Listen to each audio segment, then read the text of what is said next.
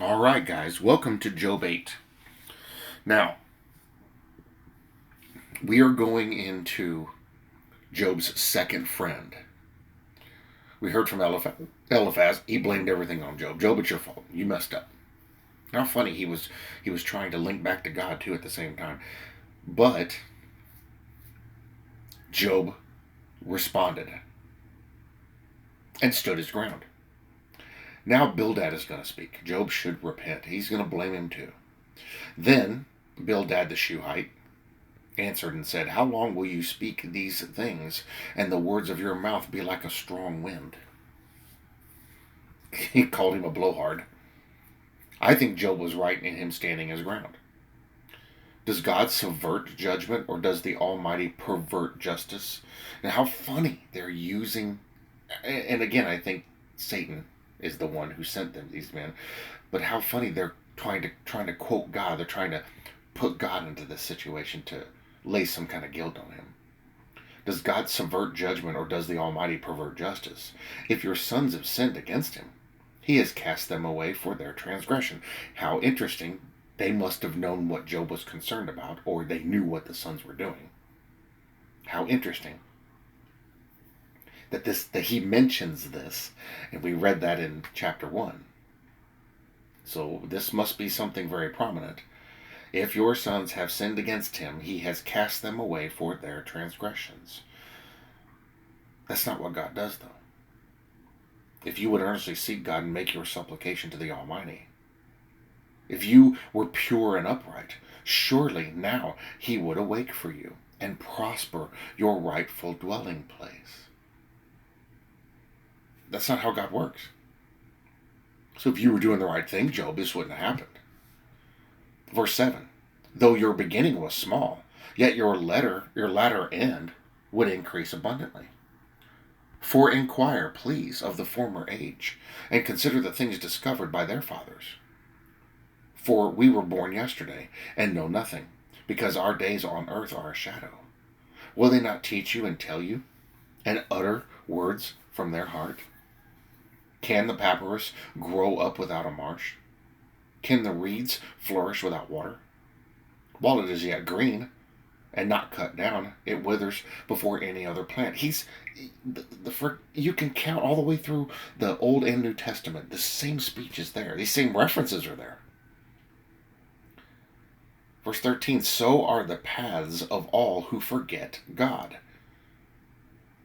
And the hope of the hypocrite shall perish, whose confidence shall be cut off, and whose trust is a spider's web. How interesting that what he's saying is right. See, Satan is messing with Job here. What he's saying is right. Verse 15, he leans on his house, but it does not stand. He holds it fast, but it does not endure. He grows green in the sun, and his branches spread out in his garden. His roots wrap around the rock heap and look for a place in the stones. If he is destroyed from his place, then it will deny him, saying, I have not seen you. Behold, this is the joy of his way, and out of the earth others will grow. Did you hear what he said? Everybody struggles, and then they fail, and the earth says, I have not seen you. We don't know you. He said, this is the joy of God's way. That's not God's way. He completely has it wrong. What he was saying was correct in a few verses ago, in the referencing of how our life is. It is but a fleeting thing. But his impression of God is completely wrong. Behold, verse 20, God will not cast away the blameless, nor will he uphold the evildoers. So he's blaming Job's problem on Job. Job, if you were blameless, this wouldn't happen to you. Nor will he uphold the evildoers. He will yet fill your mouth with laughing, and your lips with rejoicing. Those who hate you will be clothed with shame, and the dwelling place of the wicked will come to nothing. So it's really funny that it sounds like he's trying to give him hope there at the end. But then he's accusing him throughout of it kind of subvertly without coming out and just saying it openly. He talks about how man's relation in this life is to God and how it is a fleeting life, and he's correct in that. But then he talks about how God doesn't care. And that's not how God does it. Of course he cares. He sees all these things. Now Job knows this. That's why he stood up to Eliphaz. Now I think the next one is going to be no. It's this is all Bildad is going to say in this chapter here. There's the next one. Job responds. So he's telling Job, fix yourself. Repent. You did something wrong. We didn't do anything wrong. That was the thing. And so now he's going to try to put some kind of guilt trip on him and make him feel bad and get him to repent for something that he didn't do. Why would you admit to something that you didn't do? I've had this happen in my life. Just say that you did it. Why would I admit to something I didn't do? I can remember having a great big ordeal about that, and people were like, just do it just so we can get through this. But I didn't. It wasn't my fault. I didn't do anything. I'm not going to admit to something that I didn't do. That doesn't make sense. We just want this to be over with. No, that doesn't make sense. That makes no sense. Why would I do something? Because then that would be me being a liar. I lost a job because of that.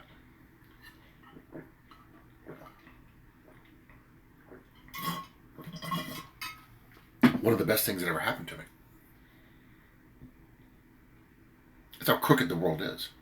Well, just take the hit. No.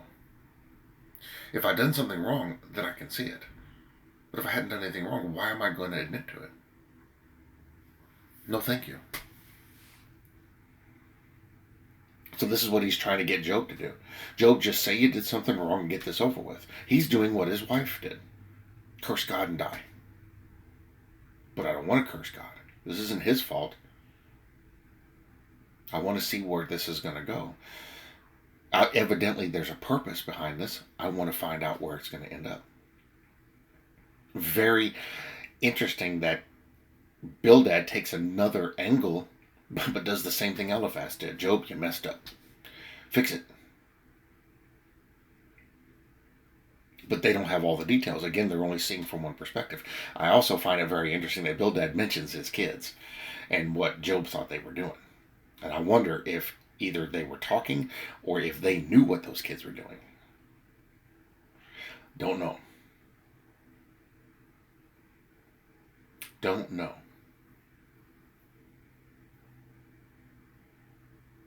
But look at how they're talking to him, man. They're just flat out. And then they sit there and they say things the right way. But then they sit there and say, God doesn't care. No, absolutely not. So now Bildad, friend number 2, has had his moment in the sun. And tomorrow, or not tomorrow, day after tomorrow, Job is going to respond. Then Job answered and said, and then Job hits it again, and then Zophar urges Job to repent. So the next couple of chapters are going to be pretty interesting to see how this conversation unfolds. And again, guys, this is just the beginning of this.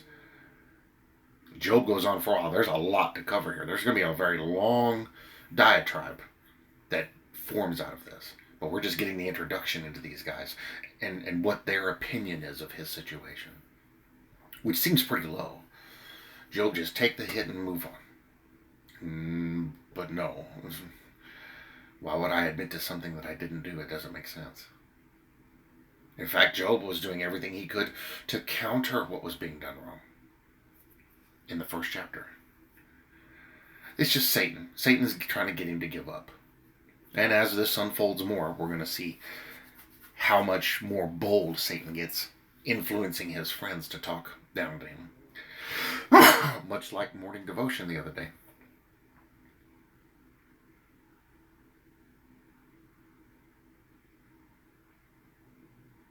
Sometimes you got to be brought down in order to be brought up. In fact, in most cases, you have to be brought down in order to be brought up.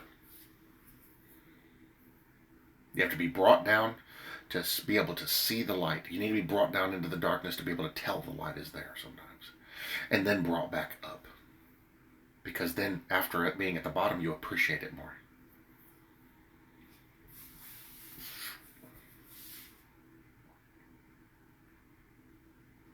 When I was in Iraq, I learned to appreciate a great many things more.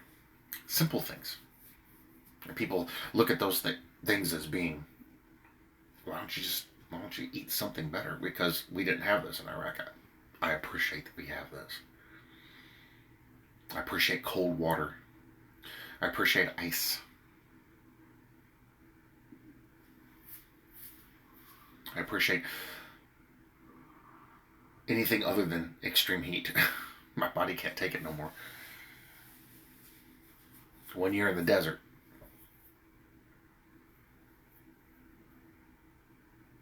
I appreciate all the little things, air conditioning, heat, being able just to go open the fridge and get something. Wasn't like that out there.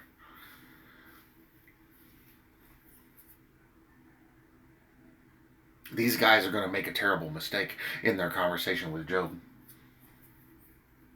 Because it's the little things that are going to make the big difference. And I think they're going to miss that. But I believe Job points it out to them. Anyway, we'll find out. Guys, that was Job 8. Thank you all for watching. I'll see you in the next one.